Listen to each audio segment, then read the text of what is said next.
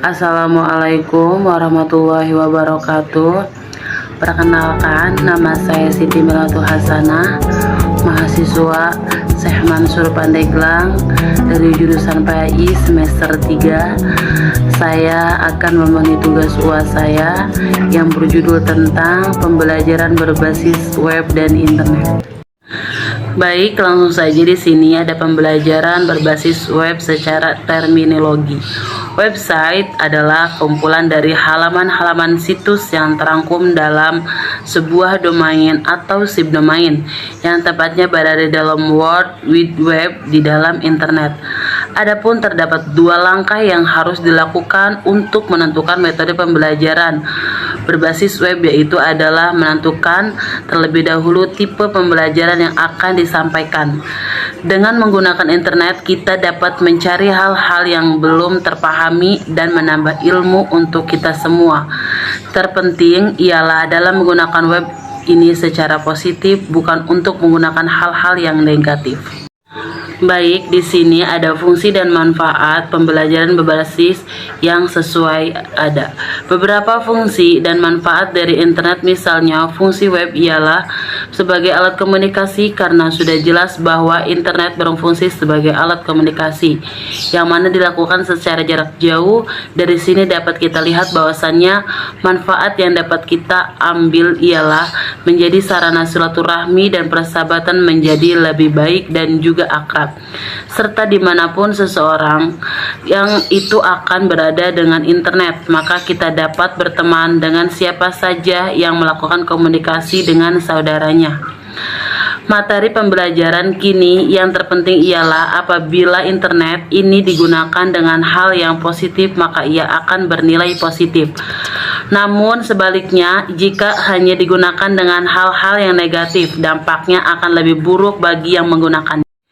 Di sini juga ada memilih metode pembelajaran berbasis web yang sesuai. Terdapat dua langkah yang harus dilakukan untuk menentukan metode pembelajaran berbasis web. Jenis apa yang cocok untuk diterapkan dalam suatu kondisi pembelajaran. Langkah pertama adalah menentukan terlebih dahulu tipe pembelajaran yang akan disampaikan.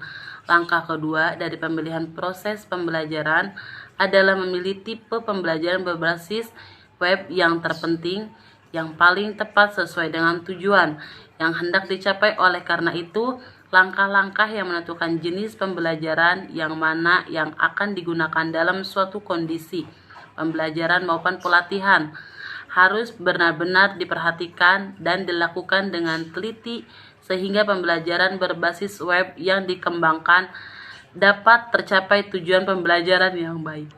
Di sini juga ada kelebihan dan kekurangan. Kelebihannya, kemungkinan setiap orang dimanapun, kapanpun, dan untuk mempelajari kapanpun.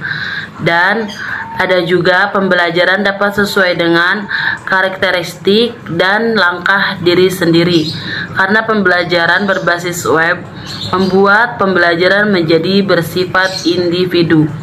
Dan juga ada kemampuan untuk membuat tautan link, sehingga pembelajaran dapat mengakses informasi dari sebagai sumber, baik di dalam maupun ruang lingkungan belajar.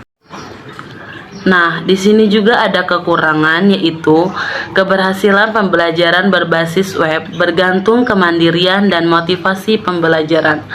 Ada juga akses untuk mengikuti pembelajaran dengan menggunakan web seringkali menjadi masalah bagi si belajar.